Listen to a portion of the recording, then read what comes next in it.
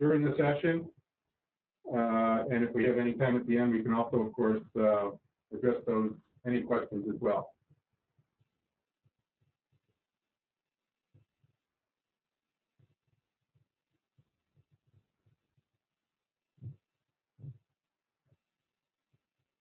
Okay, well, why don't we get started? Darby, I assume you haven't gotten anything.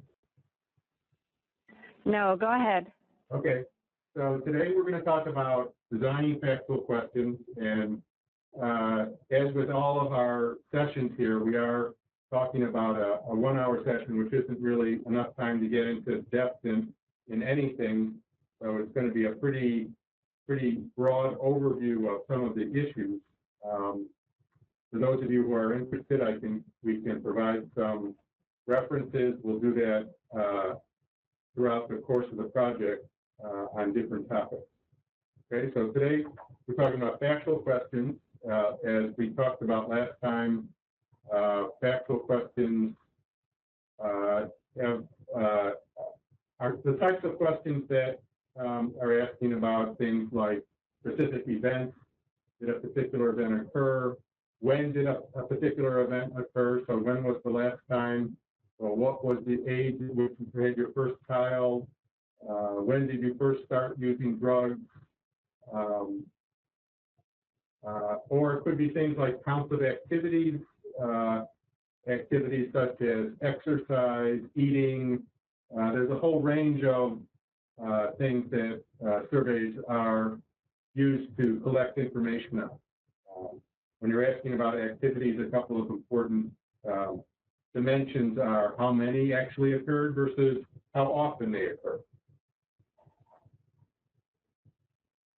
Personal characteristics are covered under factual questions.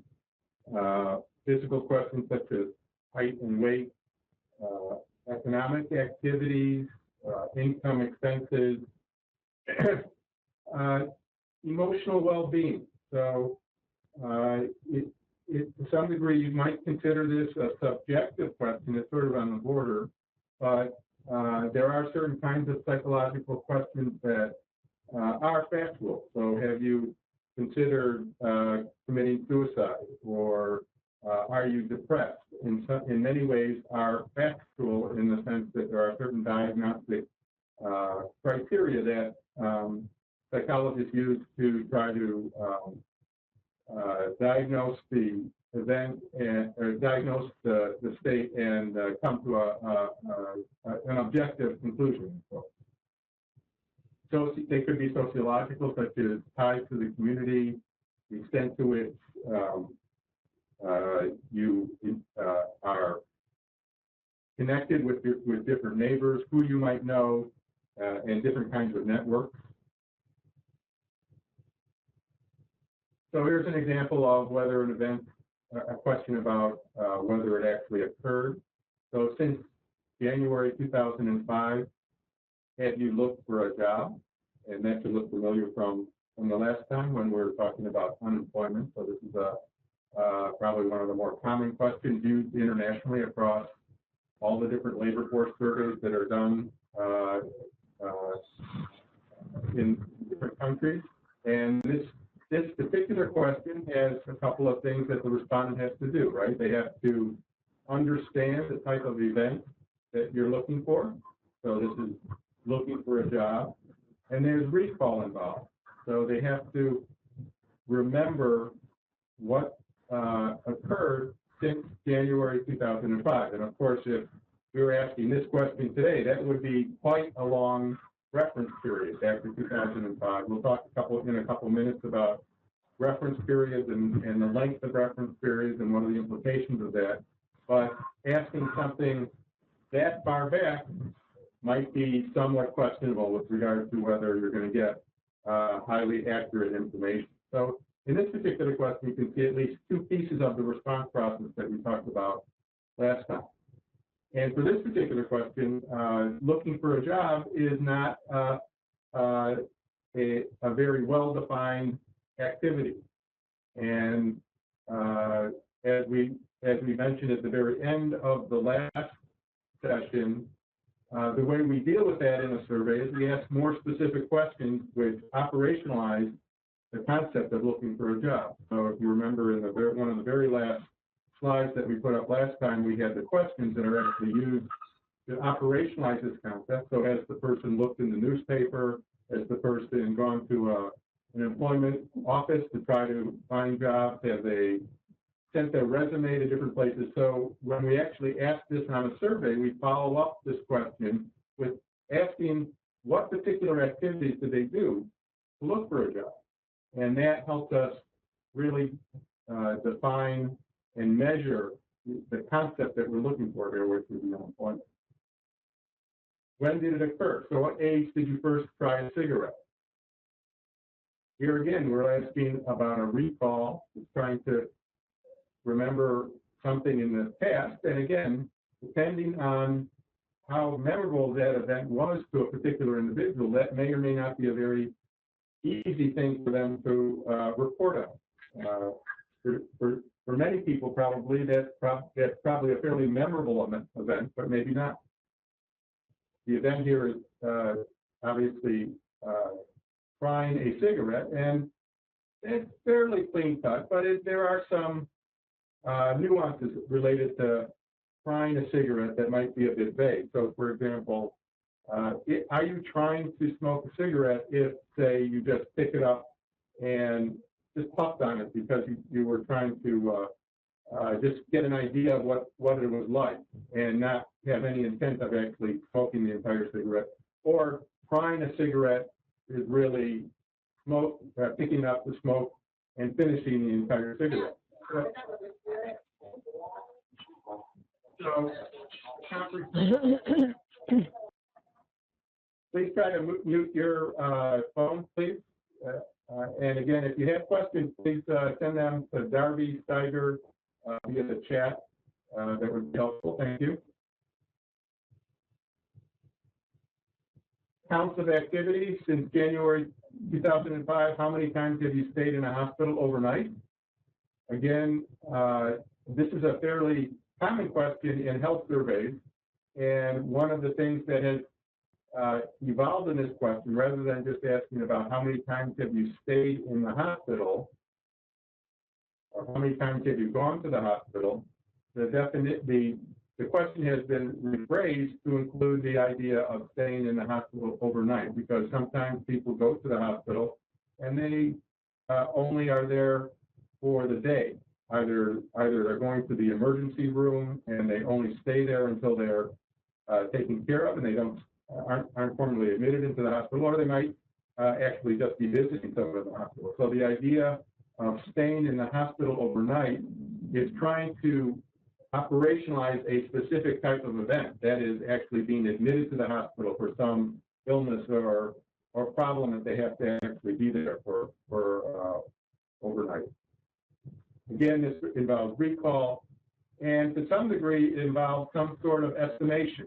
So we'll talk a bit about how recall involves having to retrieve information from memory and then needing to somehow formulate something in your head so that the information can be combined in such a way so that you can actually answer the question in the form that seems to be desired by the questionnaire. Here's a question on frequency. So when you were growing up, how often did you attend religious service? And here the idea here is that we're not asking for a count, but we're asking for a frequency. And one of the issues for frequency questions is how regular is the event that you're asking about. So if you only attend religious services maybe twice a year, then that's different than if you attend religious services, say, every week. And so trying to construct the response categories for a question like this is an important part of the design process, because you want to be able to provide the respondents with the range of response categories that they're able to use to actually represent what their behavior actually looks like. So let's just start from the beginning with the encoding process. So again, as we said yesterday, in order to answer factual questions, you have to have the information in memory. And there are a lot of surveys that ask questions about things that people have no idea about them.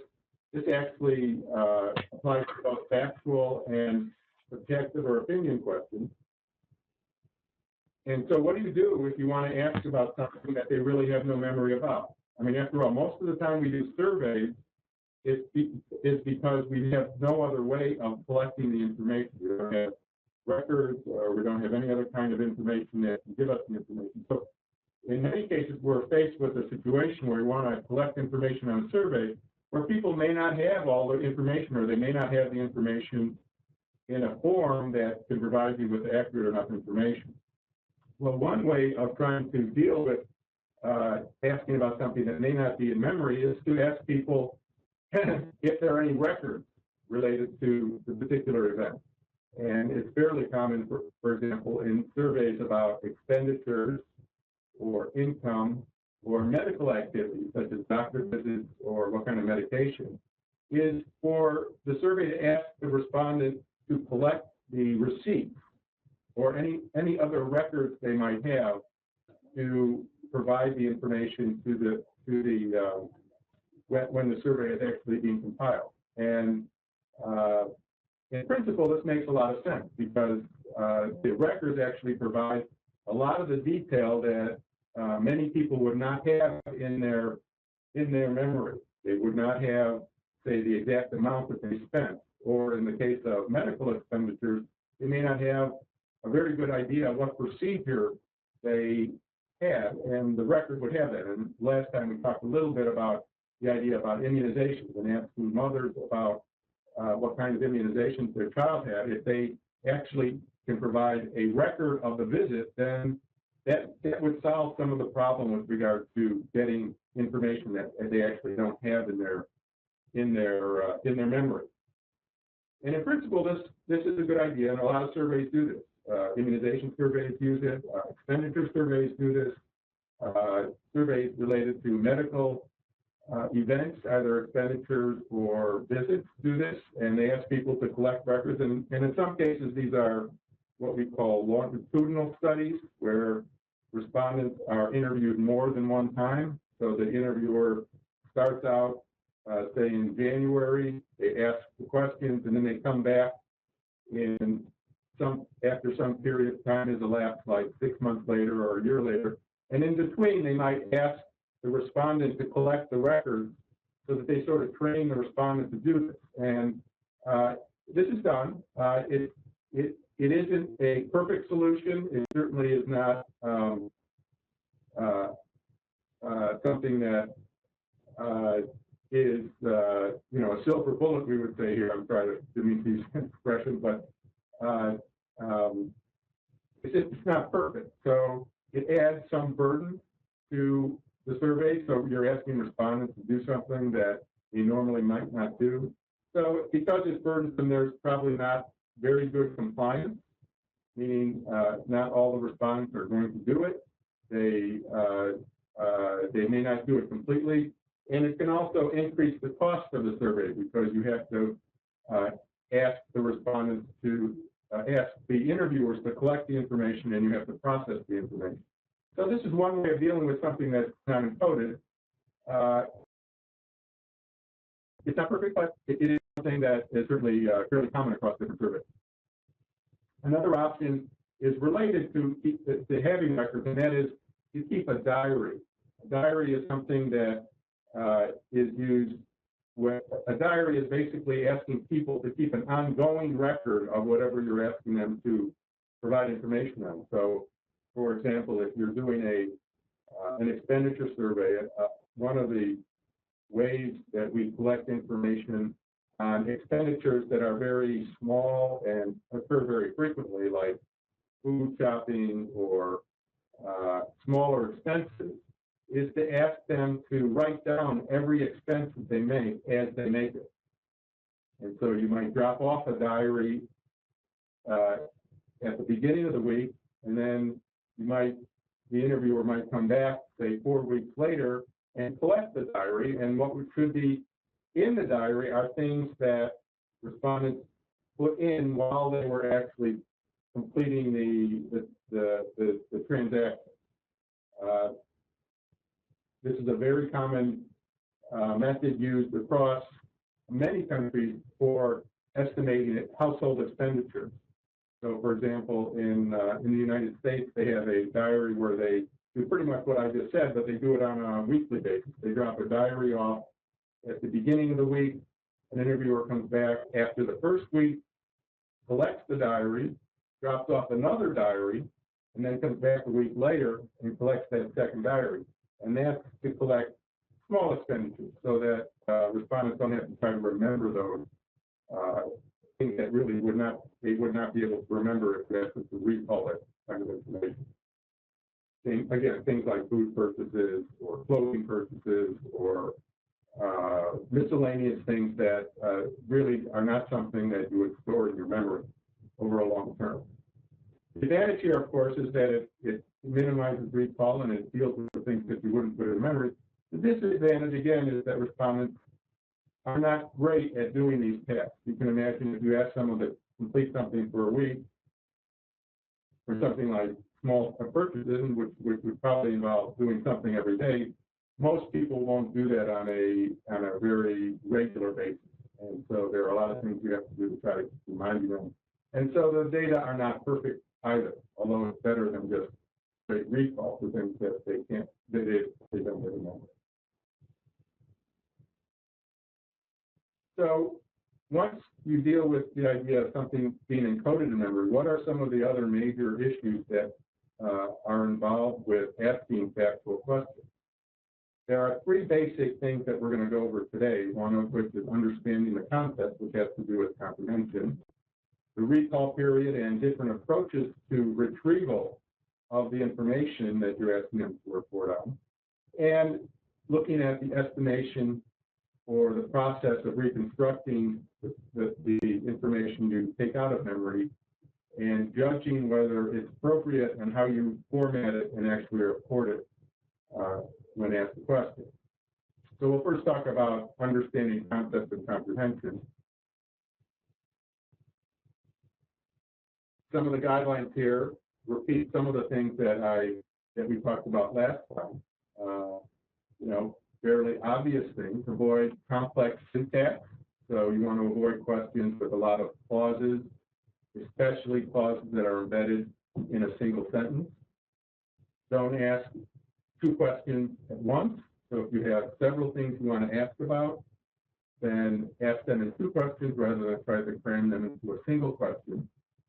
And don't include long clarifying instructions. And we showed a couple of examples of these the last time. You want to try to use simple words. So that means relatively short words, non-technical words. You want to avoid things that are vague or ambiguous. And you want to be as concrete and specific as possible. And we'll see in the next few slides a couple of examples of these. So here are some examples of complicated or vague words, and most of these questions were actually taken off of some of the surveys that were sent to us as examples of surveys that have been done in Vietnam. So, how many months pregnant were you, and when were you when you first received antenatal care for that pregnancy? So the word antenatal is a very high-level word. I actually have never seen it before. Of course, that's probably not saying much. But it is a fairly high-level word that probably needs to be broken down into a simpler concept. So, for example, if I were to take a guess, I would say that we're asking here whether they got care prior to giving birth. And so, did they receive any care prior to pregnancy or prior to giving birth, depending on which concept they're doing? Unless there's a more specific technical definition of antenatal care, that could be also translated into simpler concepts. Second example of a vague term is, which facility did you visit in the past 6 months? Past 6 months is not as vague or complicated as antenatal, but it is vague. As we were saying before, we're not sure what past 6 months might mean. It could mean the prior 6 month period, meaning like today is October, this month is October, so the prior 6 month period may or may not include October.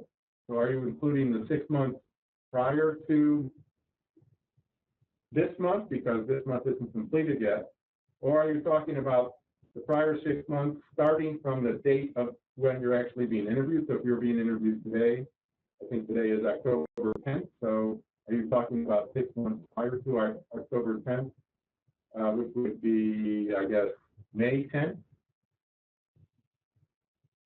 So you want to be more specific than the past 6 months. You want to actually usually give people a specific date that you're asking about. And if you don't want to give them a date, certainly the month.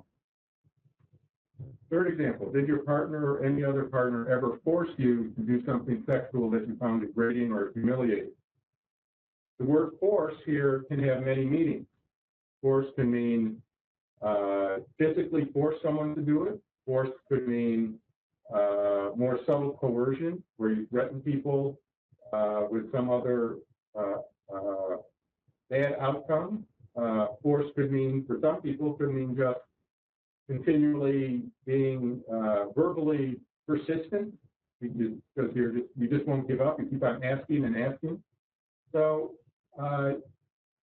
use of the word force can be ambiguous in that sense, and so you want to try to dig into these in a little bit more detail when you ask the question. Now, in this case, you may not have to ask that question if force is considered, or you might not have to change this question.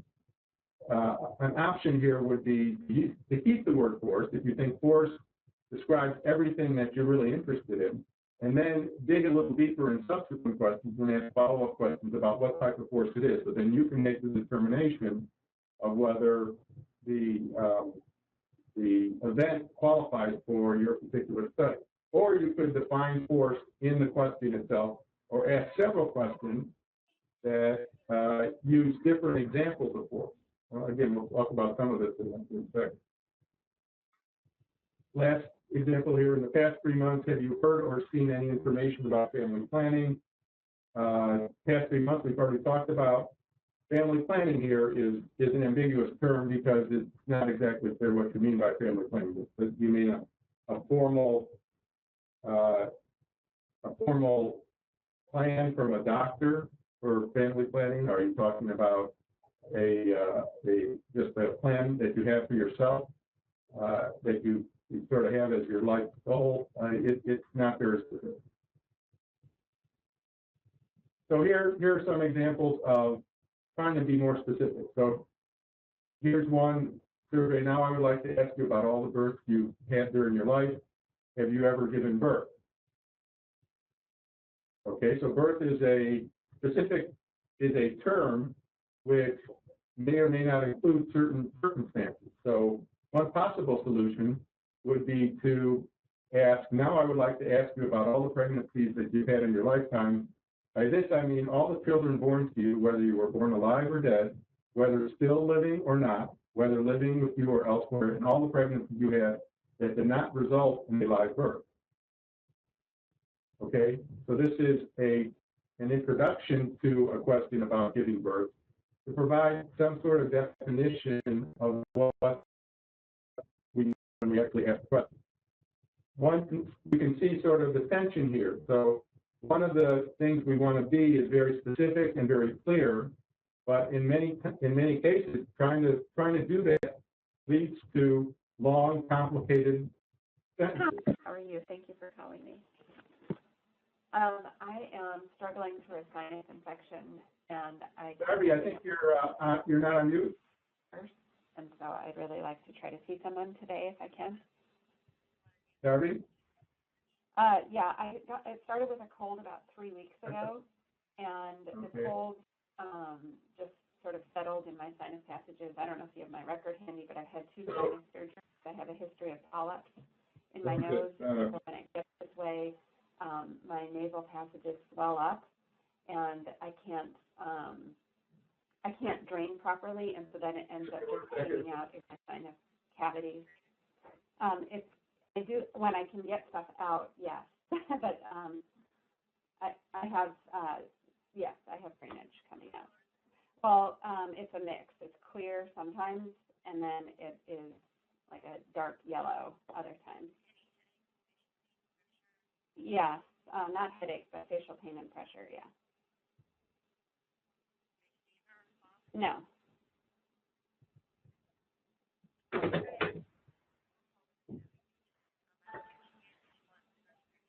Yeah, that would be fine. 10 o'clock would be terrific, yeah. Okay, and what is her name? Laura Rose. Okay, and it's at Beechwood, right? Okay, can you remind me of the suite number?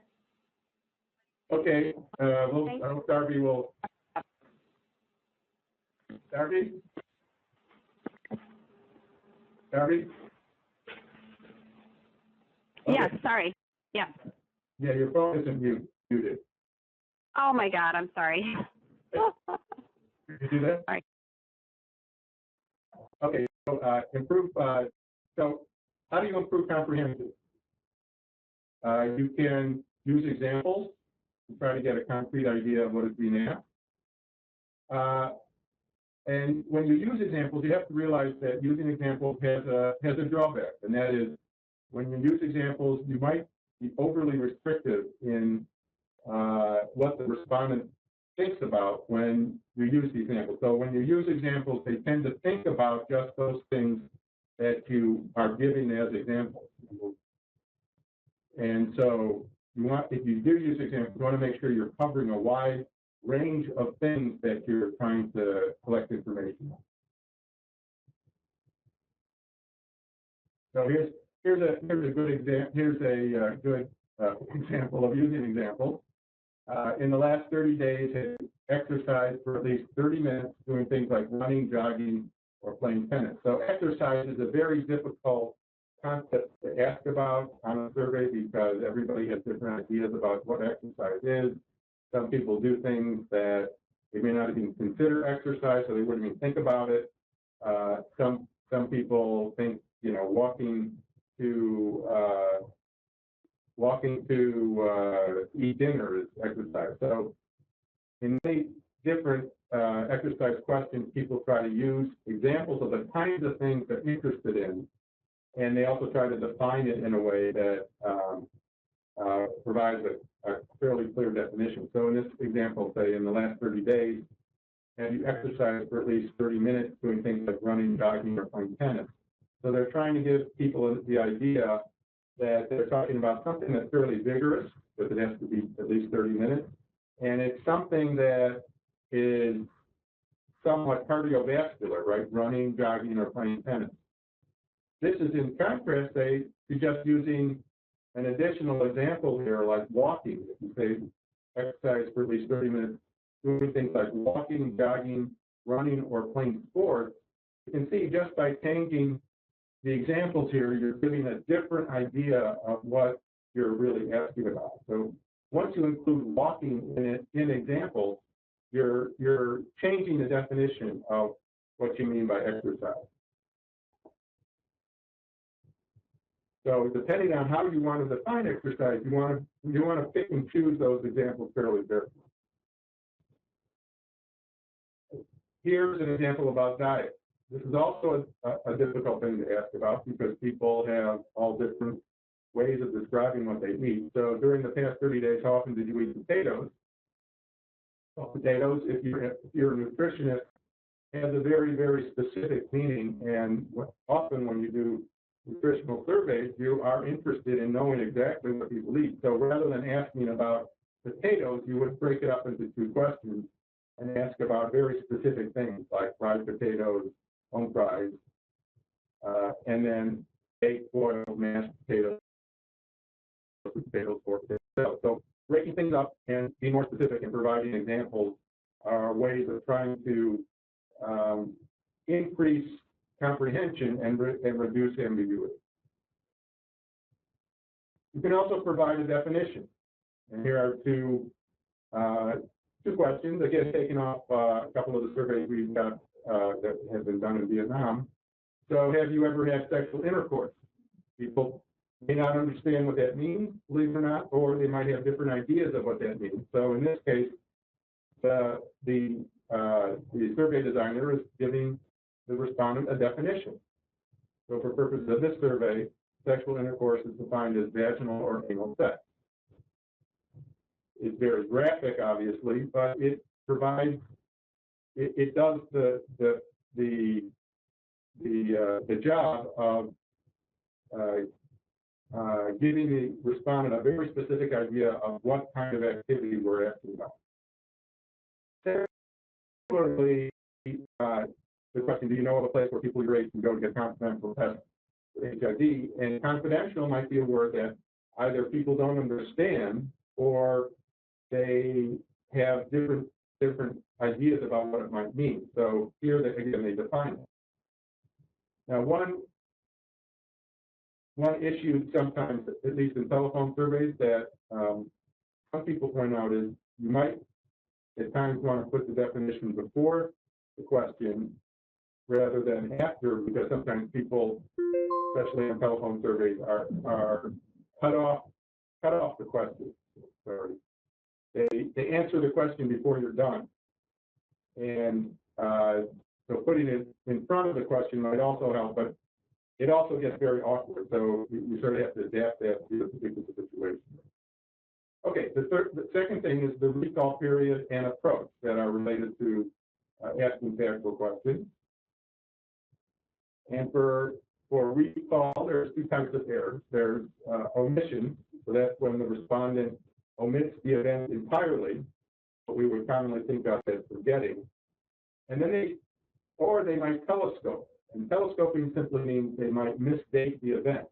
And misdating the event has implications if, for example, they remember an event that happened before the period you're talking about and misdate it so that it actually, they think it occurred within the period. Or internal telescoping means that they might move the event out of the reference period.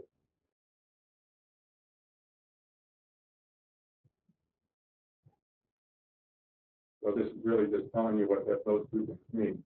So external telescoping is when you report an event mistakenly inside the reference period. And internal is when it's in the opposite direction. Here's just an illustration of what we mean. So this is external telescoping, and this is internal telescoping. So the accuracy of how well you can remember whether you have omissions or telescoping problems really has to do with a number of things. Three big ones is how much time has passed since the time the event actually occurred, the frequency with which the event occurs, and how salient the event is, so how distinctive is the event in terms of how easy it is for you to remember.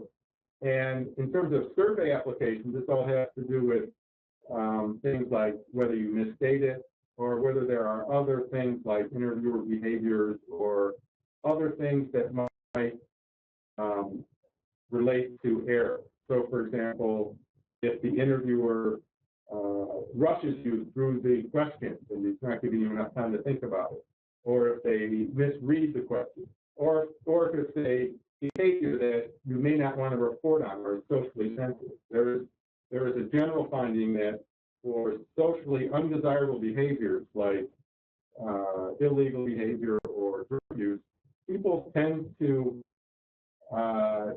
underreport more as the event is closer to the date of the interview. So I'm much more willing to report about my drug use when I was, wild and crazy 30 years ago, but I am more hesitant to report on my drug use last week because it just becomes more sensitive. Here's just an example of omission. This is a study that was done on victimization where they asked people to report on crimes, but for those crimes, they actually had the information from the police, and so they could tell whether the respondent actually reported the event during the survey, and they matched the two up, and they found that even for things like assault or robberies, a fair chunk of the events were not reported. So for assault, only about 48% of the records matched up. And for robbery, about 24% of the events did not match up.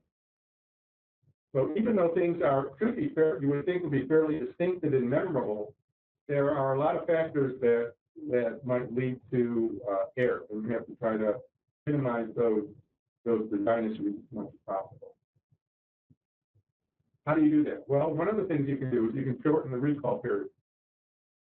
So to the extent that you can, you want to try to minimize the calendar time between the time of the interview and the date of the event. And this gives the respondent much better control over those omissions and telescoping events. The issue with the length of the reference period is that you have to balance between the length of the reference period and how big of a sample you have and how frequent the event is. So when you have a shorter period, you're going to have less data available for analysis. So if I only ask about how many times I've been victimized since in the last month, you're going to get a lot less data because victimization is a fairly infrequent event. I don't get victimized very often. And so if I ask for only the past month, the chances are I'm not going to be able to tell you. Most people are going to say, no, they haven't been victimized. In order to do something that has a very rare occurrence, you have to extend the reference period a fairly long period of time in order to collect enough information in order so that you can actually do analysis of the outcome that you're interested in. And so there's always this balance between length of reference period and error that people might have when they're trying to remember. Here's an example from victimization where there was an experiment and they varied the reference period. They said, asked about victimization for the past 6 months versus victimization for the past 3 months.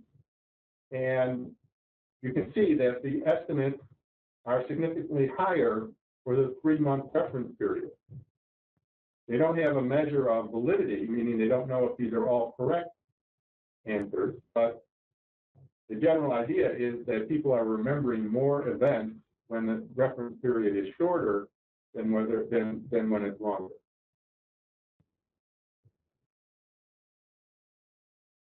In terms of very simple things, when constructing questions that involve recall, it's usually a good idea to put the reference period at the beginning of the question. So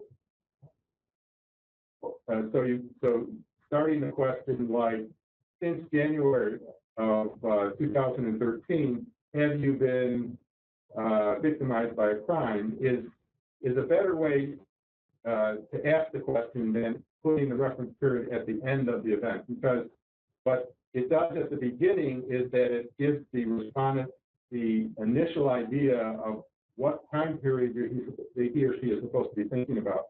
And for that reason, it would be a bit more memorable, and it facilitates their recall. It sets the frame of reference so that they can begin the retrieval process while they're listening to the question. There are different types of recall methods. There's free recall, where you just ask without any cues or any other hints about the event itself. The advantage of free recall is that there's less likely to be any kind of influence of the questionnaire design itself. But it's also much harder for respondents. Then there's cued recall, and here is where we give people basically examples. By giving people examples, it can dramatically affect the type of information that they retrieve. But it does provide them with basically clues about not only what the definition of the event that you're asking about, but it also allows them to start searching their memory for specific types of things, rather than in a free recall recall situation where you're not giving them cues, where they have to try to figure out what the definition is to begin with, and then they start searching. So you can get a much more specific memory search when you're looking at when you're using cues. The issue with cues is similar to what we were talking about before, is that it does provide a fairly specific definition of what you're interested in. And so you want to make sure that your cues cover the kinds of phenomena that you're interested in asking about. As a result, it requires a bit of time in terms of development and pretesting. And then the third type of recall is something related to cue recall, which is basically recognition. Meaning, when people see a particular word like, that automatically brings up a memory. It's really the idea that you recognize it. There's no memory search involved. It automatically just brings up something because of the personal importance it might have for that particular respondent. And that's what you're trying to do when you're using cued recall. You're trying to convert the free recall task into a recognition task, so we don't have to do a lot of memory search. So when you're trying to improve retrieval, you want to try to move away from free recall using some of these different recall aids, in particular using some sort of cueing.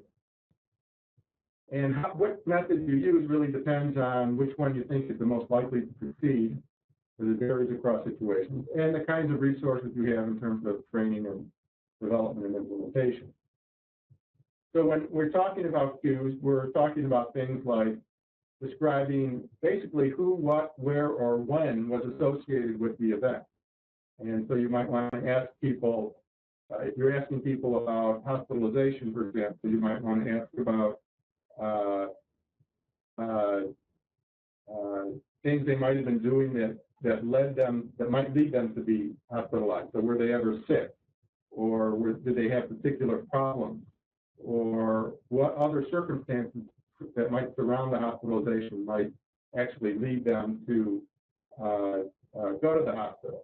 The object here is to try to turn the recall task into a recognition task, so that once they start getting down the right path, they're able to remember the event fairly quickly.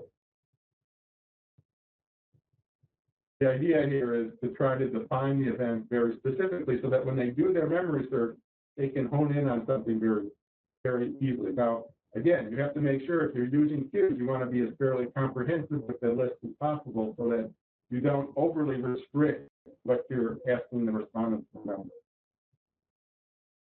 Here's an example. So this is a survey.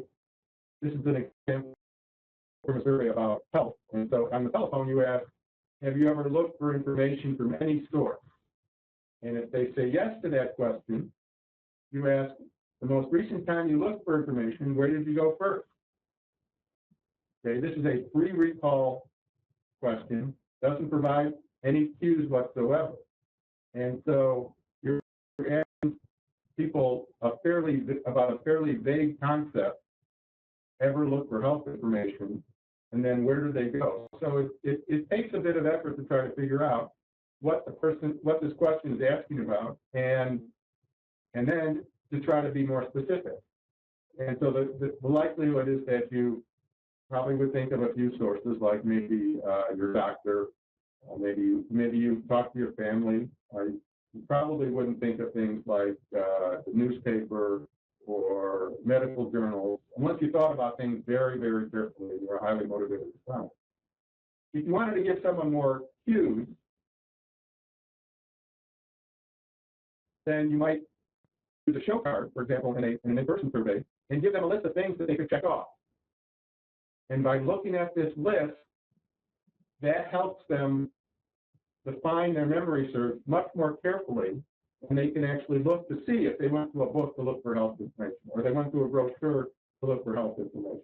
So here you're giving people cues to try to remember where they might have looked for health information, and this facilitates recall.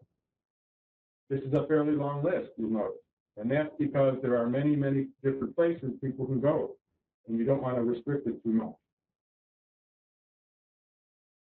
So the advantages of using multiple cues is that it should reduce omissions, and you can really make the task a bit easier for the respondent.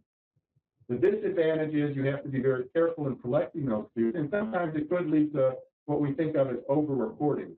So if you keep on bombarding people with cues, then at some level they might think, well, this really wants me to give them an answer, and so I'm just going to, oh yeah, well, I went to look for health information 8 months ago, I'm going to so the person might actually telescope that into the reference period just because they think, their desire to try to report something. So it might lead to some over-reporting. You can do another way to improve recall is you can use landmark events. So these are events that are important perhaps to the respondent. They're especially useful if they are self-generated. So these are things that mean something to the respondent. They would be things like birthdays or when you move or anything that might stick in your memory. And if you ask people to generate those, or you can use events that are more universally known, like elections or economic events, some sort of weather catastrophe might have occurred, like a volcano erupting in a particular time.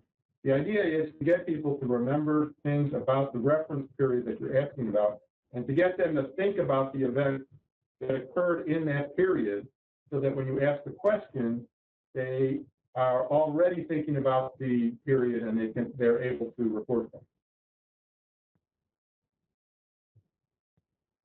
A third method, which is you can really only do with what I referred to before as a longitudinal survey, is you can use what's called bounded recall.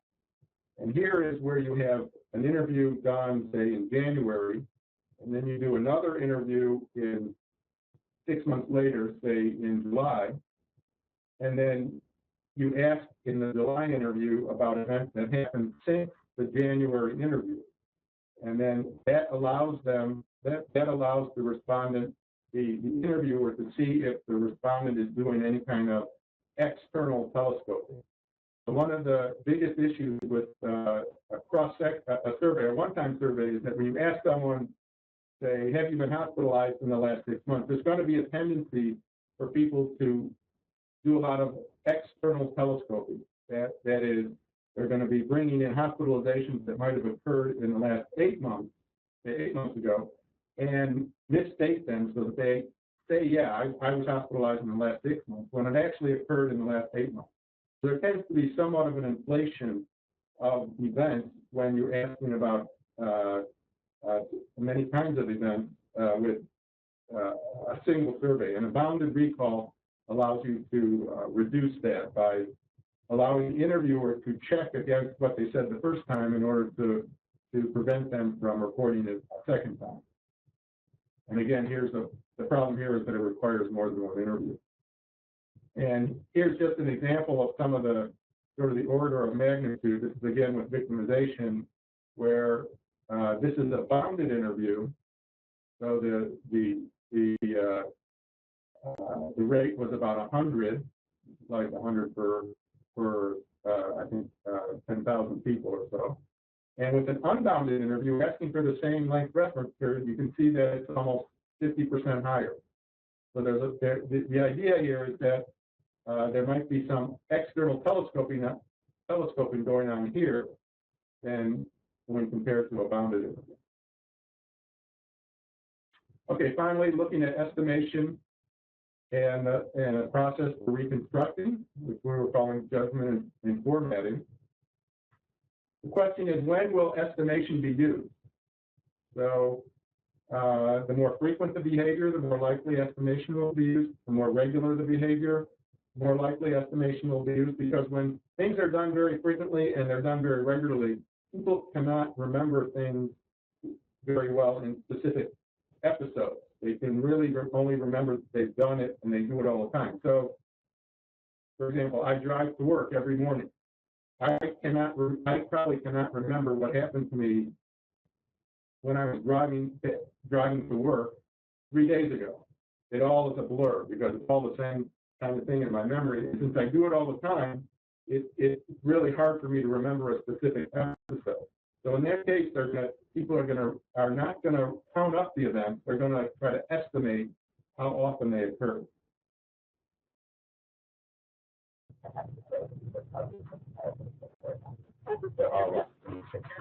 Respondents are going to use rate information that they have about the event.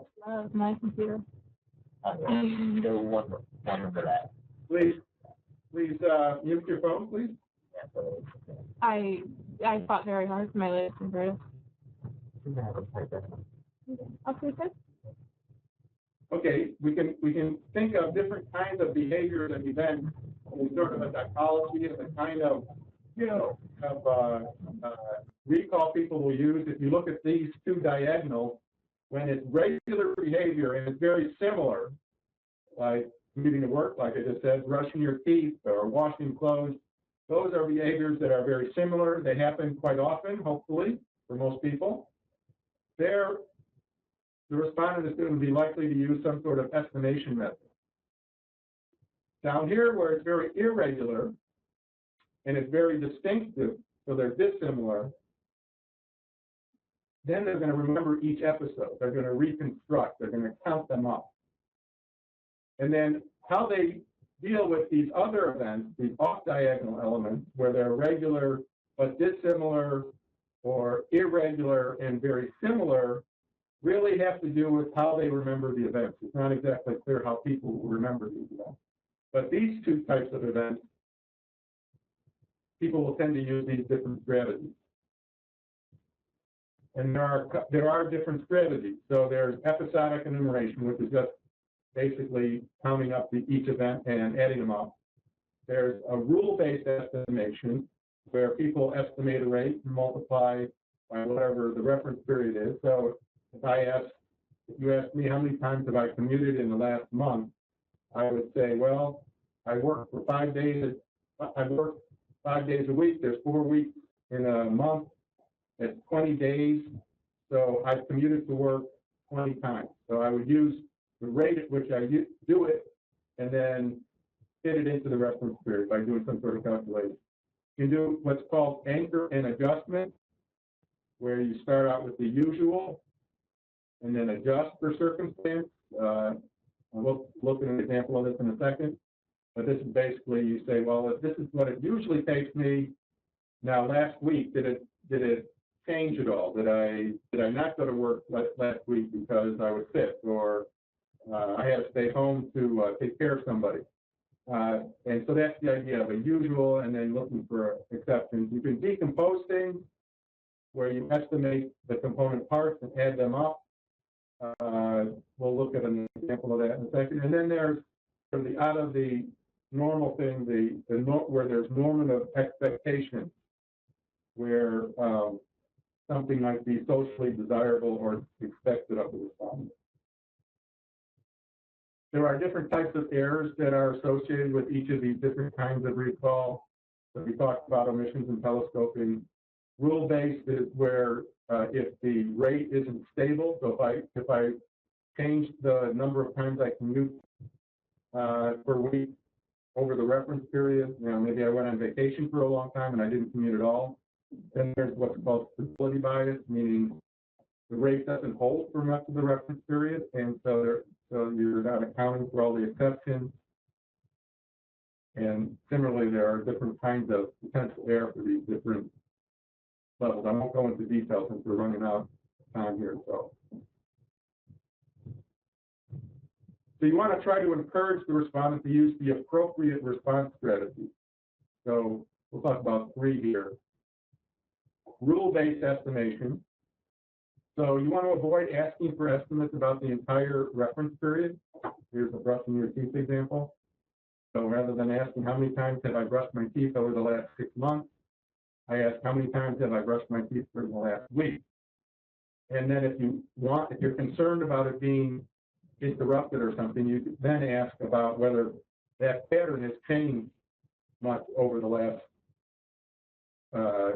6 months. So if for some reason I thought I changed the number of times I've done I brushed my teeth, I would ask whether that, as a follow-up, I would say, well, okay, you say you brush your teeth 5 times a week, and over the last month, you think that's changed, though? Is there any reason why you didn't brush your teeth 5 times a week? And then you can do your own calculation. The idea is to break the task apart a bit for the respondent, to ask for the information they have, so that you're not asking them to do the calculation in their head. So when you the second strategy here is to decompose. You want to break the task up into parts.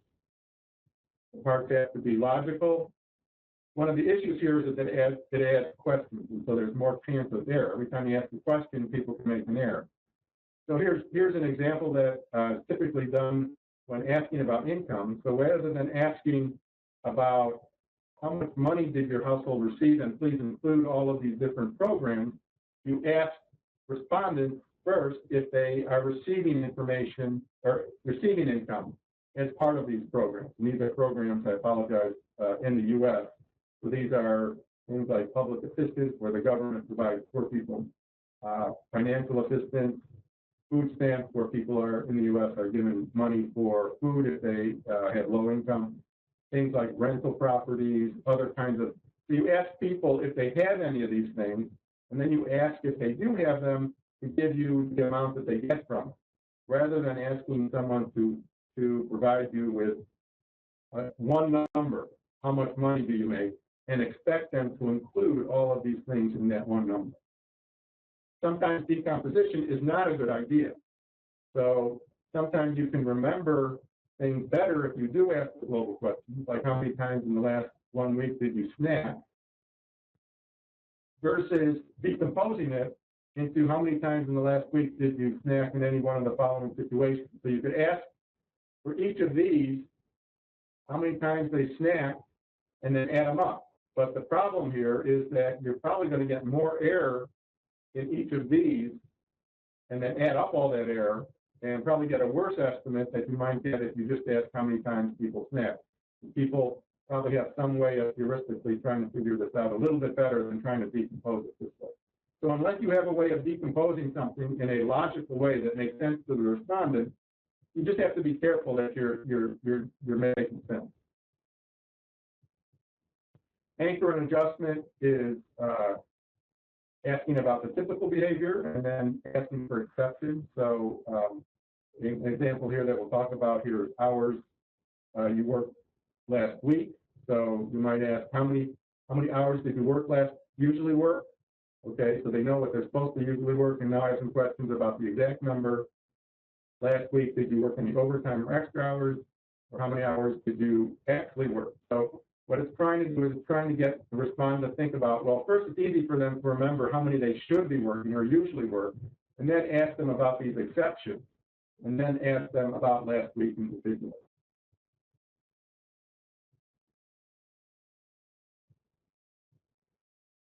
The primary thing to be sure about is that you want to keep the question simple. So you don't want to put difficult estimation tasks into a single item. So how many drinks of the following alcoholic beverages did you have in a typical week? Bottles or cans of beer, glasses of wine, wine coolers, mixed drinks, or shots of liquor. That could be quite confusing and asking them to do an awful lot of aggregation. It might just be easier to break it up because people have certain kinds of things they drink, and it might be easier to keep the question much simpler rather than asking them to think about all those things, that some of which may not be relevant. So the overall concern with factual questions is you want to try to reduce the effort the respondent has to make when they're answering the question. And that's what we mean by, and because the task difficulty really affects how much they're really going to try. So you ask people to remember things over long reference periods and thinking about the frequency, asking them to do difficult calculations, and you want to try to reduce the effort to remember by some of these strategies. You'll be better off in terms of how motivated the respondent is to answer the question, and that typically leads to better data. The one thing we don't have, the one exception here, the one thing that we want to say that, again, I've noticed that in some of the surveys that are done in Vietnam, we sometimes ask people to remember things for other people. So respondent rules have implications on how some of these processes work. So you can imagine if you ask people to remember something about their own behavior, how they think about it is going to be much different than if you ask someone to remember about someone else's behavior.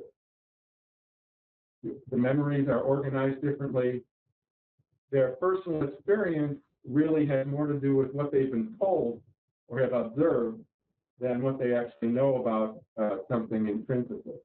And so asking people to use estimation methods rather than counting methods sometimes works out better. Okay, I think that's our time for today. I encourage anybody to either email questions to us or any of the organizers of the seminar to so that we can address them next week. Are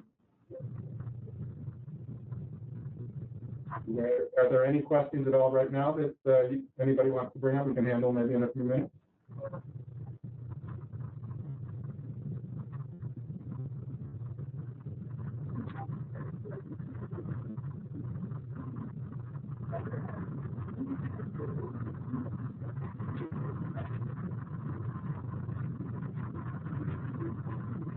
Okay, I think Gabby, no questions?